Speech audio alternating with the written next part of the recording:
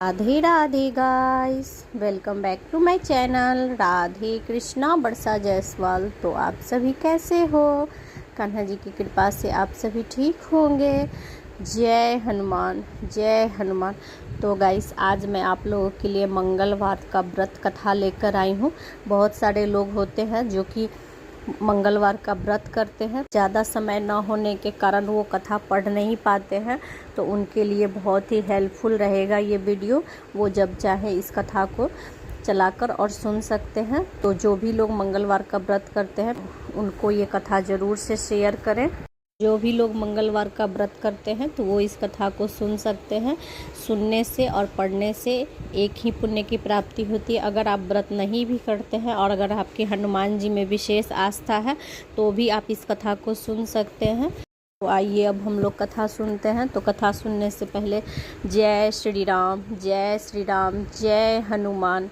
मंगलवार व्रत कथा। व्यास जी ने कहा, एक बार नैमिसारण तीर्थ के 28वें हजार मुनि एकत्रित होकर सूत जी से पूछने लगे, हे महामुनि, आपने हमें अनेकों पुराण की कथाएं सुनाई हैं, अब कृपा करके हमें ऐसे व्रत की कथा बताएं जिससे करने से संतान की प्राप्ति हो तथा मनुष्यों के रोग, शोक, अग्नि, सर्प, दुख आदि का भय दूर हो। कलयुग के सभी जीवों की आयु बहुत कम है। इस पर यदि उन्हें रोग, चिंता के कष्ट लगे रहेंगे तो फिर वे श्री हरि के चरणों में अपना ध्यान कैसे लगा सकेंगे। श्री सूत जी ने कहा, हे मुनियों, आपने लोक कल्याण के लिए बहुत ही उत्तम बात पूछी है। एक बार युधिष्ठिर ने भगवान श्री कृष्ण से लोक कल्याण के लिए यही प्रश्न किया था। भगवान श्री कृष्ण और युधिष्ठिर का संवाद मैं आपके सामने कहता हूँ, ध्यान देकर सुनो। एक बार हस्तिनापुर के राज्यसभा में योगी राज श्री कृष्ण बैठे हुए थे। तब युधिष्ठिर ने भगवान श्री कृष्ण से प्रश्न किया,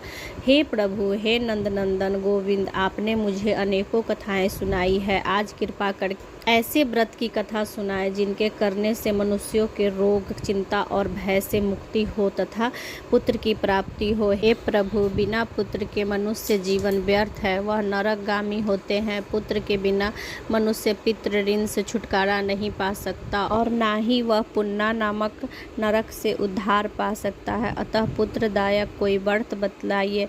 भगवान श्री कृष्ण ने कहा, हे राजन, मैं एक प्राचीन इतिहास सुनाता हूँ, आप उसे ध्यानपूर्वक सुने। कुंडलपुर नामक एक नगर में नंद नामक एक महाबुद्धिमान ब्राह्मण रहता था। उसका गुजारा जैसे तैसे चल जाता, परंतु वह बहुत ही दुखी रहता था क्योंकि उसकी कोई संतान नहीं थी। उसकी पत्नी सुनंदा पतिव्रता थी और वह भक्ति पूर्वक श्री हनुमान जी की आराधना करती थी। मंगलवार के दिन व्रत करके अंत में भोजन बनाकर हनुमान जी को भोग लगाने के बाद स्वयं भोजन करती थी। एक मंगलवार को गृह कार्य की अधिकता के कारण वह हनुमान जी को भोग न लगा सकी। इस पर उसे बहुत दुख हुआ।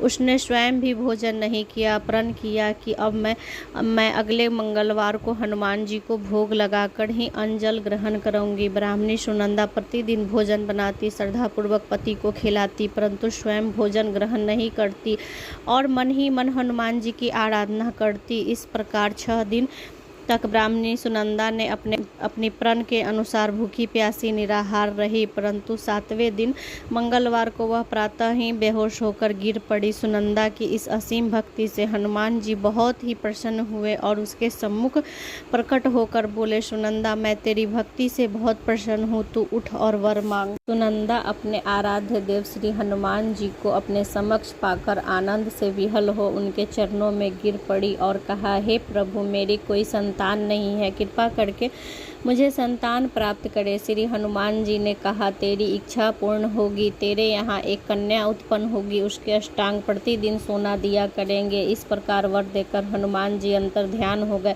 ब्राह्मणी सुनंदा बहुत ही हर्षित हुई। उसने यह समाचार अपने पति से जाकर कहा। ब्राह्मण देवता कन्या का वरदान सुनकर कुछ दुखी हुए, परंतु सोना मिलने की बात से वह बहुत प्रसन्न हुए। विचार किया कि ऐसी कन्या के साथ मेरी निर्धनता भी समाप्त हो जाएगी। श्री हनुमान जी की कृपा से ब्राह्मणी गर्भवती हुई और 10वें महीने में उसने एक सुंदर कन्या को जन्म दिया। यह कन्या अपने पिता के घर में उसी प्रकार से बढ़ने लगी जिस प्रकार से शुक्ल पक्ष का चंद्रमा बढ़ता है। 10वें दिन ब्राह्मण ने उस बालिका का नामकरण संस्कार कराया। उसके कुल पुरोहित ने उस बालिका का नाम रत्नबाला रखा। इस कन्या ने पूर्व जन्म में विधि विधान से मंगल देव का व्रत किया था। रत्नबाला का अष्टांग प्रतिदिन बहुत सा सोना देता था। उस सोने से नंद ब्राह्मण बहुत ही धनवान हो गया। ब्राह्मणी सुनंदा भी बहुत अभिमानी हो गई। समय बीतने के साथ रत्नबाला 10 वर्ष की हो चुकी थी। एक दिन सुनंदा ने नंद ब्राह्मण से कहा, हमारी पुत्री रत्नबाला विवाह योग्य हो गई है, अतः कोई सुंदर तथा योग्य वर देखकर उसका विवाह कर दे। यह सुनकर नंदा ब्राह्मण बोला, अभी तो रत्नबाला बहुत छोटी है। तब ब्राह्मणी ने कहा, शास्त्रों की आज्ञा है कि कन्या 8वें वर्ष में गौरी, 9वें वर्ष में रोहिणी, 10वें वर्ष में कन्या और उसके पश्चात रजस्वाला हो जाती है। गौरी के दान से पाताल लोक, रोहिणी के दान से बैकुंठ लोक, कन्या के दान से इंद्रलोक में सुख प्राप्ति होती है। हे पति देव, यदि रजस्वाला का दान किया जाए तो घोर नरक की प्राप्ति होती है। इस पर नंदा ब्राह्मण ने कहा, अभी तो रत्नबाला 10 वर्ष की ही है, मैंने तो 16-16 साल की कन्याओं का विवाह कराया है, अभी जल्दी क्या है। ब्राह्मणी सुनंदा ने कहा, आपको लोभ अधिक हो गया है। अगर 11वें वर्ष में कन्या का विवाह नहीं होता है तो उसके मासिक धर्म के रक्त का पिता और बड़े भ्राता को पान करना पड़ता है। शास्त्रों ने कहा है कि यदि माता पिता और बड़ा भाई रजस्वाला कन्या का मुख देखते हैं तो वे नरक के गामी होते हैं।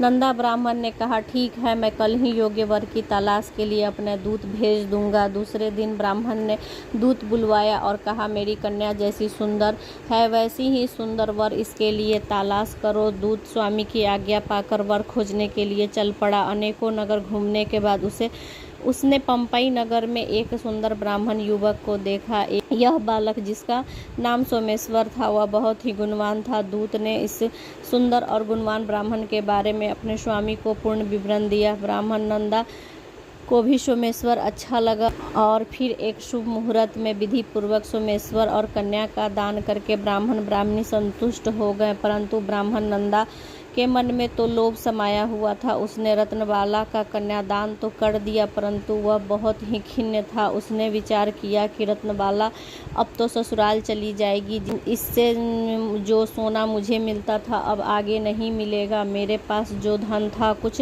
तो इसके विवाह में खर्च हो गया और शेष बचा धन कुछ ही दिनों पश्चात समाप्त हो जाएगा। मैंने इसकी विवाह करके बड़ी भूल कर दी। उसने विचार किया कि अब कोई ऐसा उपाय करूं कि रत्नबाला मेरे घर पर ही बनी रहे। लोभ रूपी राक्षस ब्राह्मण नंदा के मस्तिष्क पर छाता जा रहा था। रात भर शैया पर बेचैनी से करवट बदलते बदलते उसने एक क्रूर निर्णय लिया। उसने विचार किया कि जब रत्नबाला का पति सोमेश्वर उसे अपने घर वापस लेकर जा रहा होगा तब मार्ग में मैं उसका वध कर दूंगा और अपनी पुत्री को अपने घर वापस ले आऊँगा, जिससे नियमित रूप से उसे सोना मिलता रहेगा और समाज में उसे कोई दोष भी नहीं दे सकेगा। प्रातःकाल नंदा ब्राह्मण और उसकी पत्नी सुनंदा ने अपने जमाता तथा पुत्र को बहुत सा धन देकर विदा किया। सोमेश्वर अपनी पत्नी रत्नबाला को लेकर अपने नगर की तरफ चल दिया। ब्राह्मण नंदा लोभवश वशीभूत हो पाप पुण्य का विचार भी भूल चुका था। अपने भयानक व क्रूर निर्णय को कार्य रूप देने के लिए उसने अपने दूत को मार्ग में अपने जमाई का वध करने के लिए पहले ही भेज दिया था। दूत मार्ग में छिपकर बैठ गया और जैसे ही सोमेश्वर उसके छिपे हुए स्थान पर पहुंचा, ब्राह्मण दूत ने स्वामी की आज्ञा का पालन करते हुए सोमेश्वर का वध कर दिया। इसके पश्चात उसने यह समाचार ब्राह्मण तक पहुंचा दिया। अपने जमाता का वध का समाचार प्राप्त कर नंद ब्राह्मण उस स्थल पर पहुंचा और रुदन करती हुई अपनी पुत्री से बोला, मार्ग में लुटेरे ने तेरे पति का वध कर दिया है। भगवान की इच्छा के आगे किसी का वश नहीं चलता। अब तुम घर चल, वहाँ रहकर में से ही शेष जीवन व्यतीत करना। जो भाग्य में लिखा होता है वही होता है। अपने पति की अकाल मृत्यु से रत्नबाला बहुत दुखी थी। करुणा क्रंदन व रुदन करती हुई वह अपने पिता से बोली, हे पिताजी, इस संसार में जिस स्त्री का पति नहीं है उसका जीना व्यर्थ है। मैं अपने पति के साथ ही अपने शरीर को जला दूंगी और सती होकर अपने जन्म को और माता पिता के नाम और सास ससुर के यश को सार्थक करूंगी। ब्राह्मण नंदन अपनी पुत्री रत्नबाला के वचनों को सुनकर अवाक रह गया। वह विचार करने लगा, मैंने व्यर्थ ही जमाता वध का पाप अपने सर पर ले लिया। रत्नबाला अपने पति के साथ अपने प्राण तक देने को तैयार है। मेरे तो दोनों तरफ से मरण हो गया, धन तो मिलेगा नहीं, जमाई वध के पाप फलस्वरूप यम यातना भी भुगतनी पड़ेगी। यह सोचकर वह बहुत दुखी हुआ। सोमेश्वर की चिता रचाई गई। रत्नबाला सती होने की इच्छा से अपने पति के सिर को गोद में रखकर चिता पर बैठ गई। जैसे ही सोमेश्वर की चिता को आग लगाई गई वैसे ही प्रसन्न होकर मंगलदेव वहां प्रकट हुए और बोले, हे रत्नबाला, मैं तेरी भक्ति से बहुत प्रसन्न हूँ, तू वर मांग। रत्नबाला ने अपने पति का जीवन दान मांगा। मंगलदेव बोले, रत्नबाला, तेरा पति अजय अमर है, यह बड़ा विद्वान भी होगा। इसके अतिरिक्त तेरी जो इच्छा हो वह वर मांग। रत्नबाला ने कहा, हे गृहों के स्वामी, यदि आप मुझ पर प्रसन्न हैं तो मुझे यह वरदान दीजिए कि जो मनुष्य मंगलवार के दिन प्रातःकाल लाल पुष्प लाल चंदन से पूजा करेगा और आपका स्मरण करेगा, उसे रोग व्याधि न होंगे, स्वजनों से भी कभी वियोग न होगा, सर्प अग्नि तथा शत्रुओं का भय न रहेगा। जो स्त्री मंगलवार का व्रत करे वह कभी विधवा न हो। मंगलदेव तथास्तु कहकर अंतर्ध्यान हो गए। मंगलदेव की कृपा से सोमेश्वर जीवित हो उठा।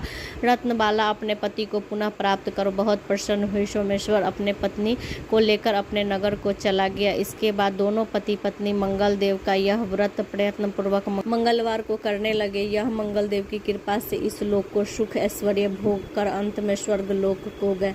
बोलिए हनुमान जी की जय। आज कियो बड़ देवन को तुम वीर महाप्रभु, देखी विचारो कौन सो संकट मोहे गरीब को, जो तुमसे नहीं जात है टाड़ो। बेगे हरो हनुमान महाप्रभु, जो कछु संकट होए हमारो। को नहीं जानत है जग में कपि, संकट मोचन नाम तिहारो। को नहीं जानत है जग में कपि, संकट मोचन नाम तिहारो। इस मंगलवार का व्रत करने से आपके जीवन की सारे कष्ट दुख तकलीफ और सारे संकट मिट जाते हैं। तो आप भी मंगलवार का व्रत जरूर करें। मंगलदेव आप पर कृपा करेंगे और मंगलदेव आपकी सारी कामनाओं को पूर्ण करेंगे। तो बोलिए जय श्री राम, जय श्री राम, जय हनुमान, जय हनुमान।